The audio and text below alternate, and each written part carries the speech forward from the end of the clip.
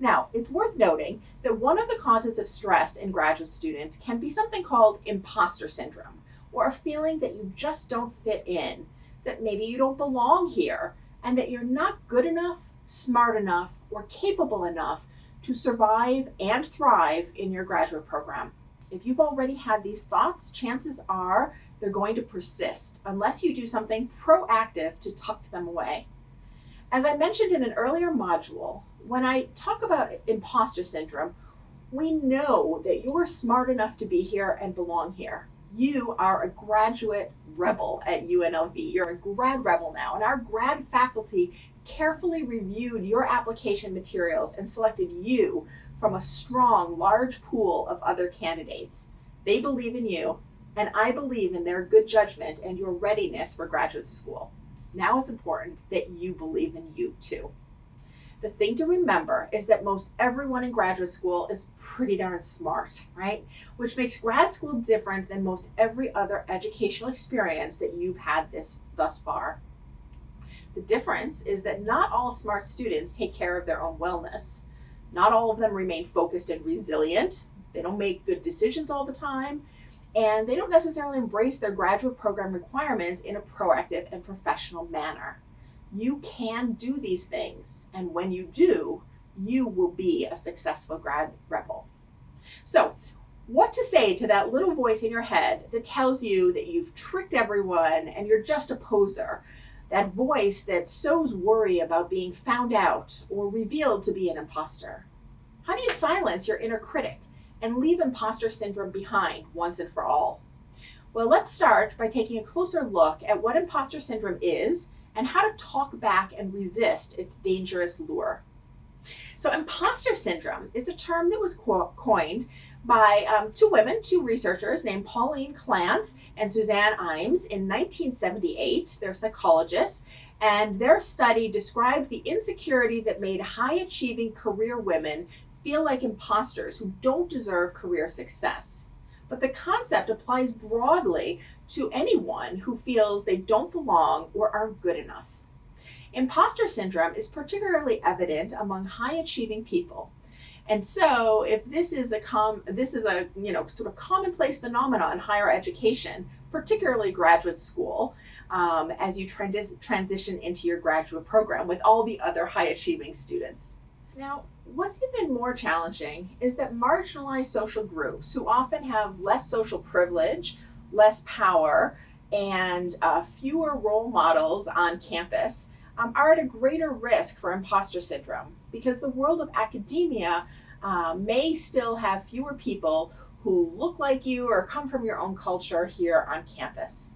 Now, on top of imposter syndrome, many students also face microaggressions and marginalization on campus that compound the normal challenges of imposter syndrome and make it worse for some individuals and social groups than others. Though, of course, imposter syndrome is detrimental to everyone. Now, feeling like an imposter at risk of exposure sort of undercuts your confidence in yourself. It harms your ability to tackle projects and do the good work that you're here to do as a graduate student. It can also create a kind of paralysis where you just can't start that project or you just can't finish that paper. You can't really crack your books and get ready for that next big exam if you're feeling defeated or insecure. Sadly, imposter syndrome tends to beget the failure that you feel. If you don't believe you can do it, then you often don't do it or don't give it your all, which means the results become a self-fulfilling prophecy. You don't want to get into this loop, trust me. Another danger of imposter syndrome is that you don't believe in yourself. So how can others, how can you convince your faculty and your peers in your field to believe in you, to collaborate with you, and to support your success? And if you let imposter feelings erode your confidence and increase your stress, you can create environments where your social, physical, and even mental health erode. I think, given all of this, that we can agree that there is great value in naming and working to eliminate imposter syndrome and embracing self-care as a wellness and a student success strategy. So you're not alone. The imposter syndrome is common, although different people experience it a bit differently from one another. But please know that self-doubt, imposter syndrome, and other similar challenges that make us doubt ourselves, they're fixable. You can shed your insecurity when you recognize that it's okay not to know everything. No one does, and why would you want to? And that you're perfectly imperfect, just like everyone. So, how can you uproot imposter syndrome and help others around you do the same? So let me share some tips that have helped me and many others and that you may find useful for yourself or to share with a friend who's in need someday. So tip 1, make a did it document. So a did it document is just a list of little and big accomplishments and things that you feel proud of, no matter how meaningless or significant they may be to other people. Make the list, refer to the list, and reinforce your successes. Tip 2, talk to yourself. Yes, really. Reinforce positive thinking and be kind to yourself. When the voice in your head doubts you or cuts you down, talk back to it and reframe a challenge as an opportunity and a negative thought into a positive one. This definitely takes work and practice, but if you can master this, you'll benefit in countless ways. Third, chase knowledge, and not just scholarly knowledge. I know that's what you're here to do, but if you engage with colleagues and faculty in your department, other students, attend campus events, engage in graduate college activities, go to the grad academy workshops and seize opportunities for professional leadership and career development. In short, meet people, get socialized into the graduate community, and engage with your professional organization and others in your field. The more comfortable you become on campus and in your field of study, the harder it is to feel like an outsider or a fake. Tip 4 is to seek and offer feedback. If you offer and accept reciprocal critique and feedback with your peers and colleagues, it's really important to be brave and do this. Share your work with others in your program and your field to hear what they think and benefit from their input and constructive criticism.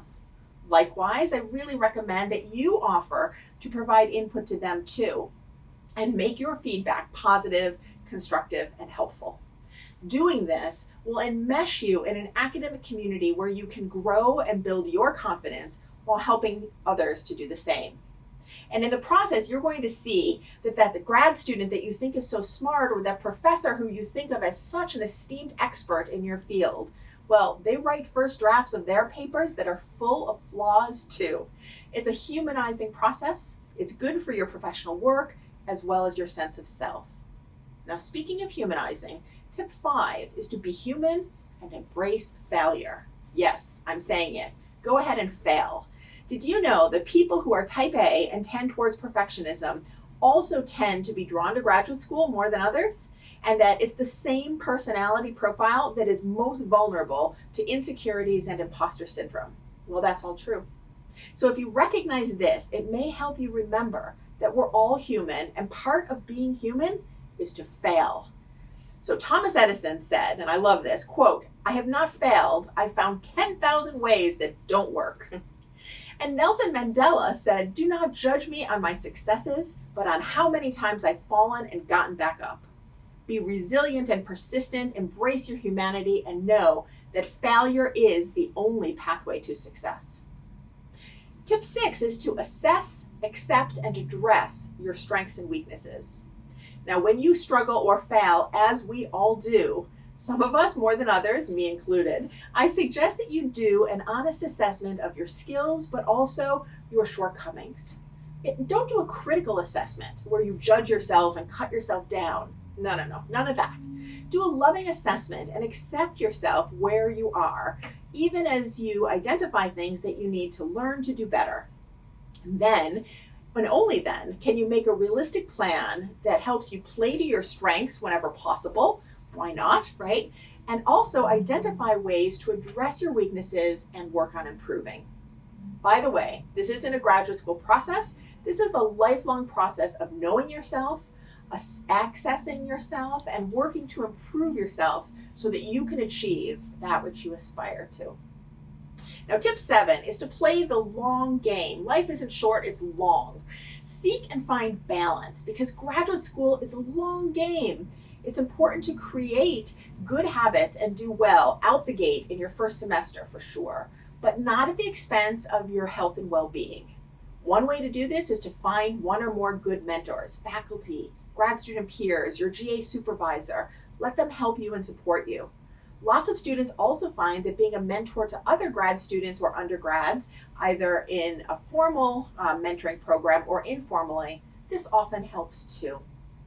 Finally, despite all of these strategies, sometimes the best way to address imposter syndrome and self-doubt and other emotional and mental health challenges is simply to say it out loud and seek support. I can't say this clearly enough. If you're struggling in any way, please reach out to others to get the support that you need and the help that you deserve. Whether it's family or friends, faculty members or grad school colleagues, me and my team here in the Graduate College, or even CAPS, our counseling and psychological services on campus.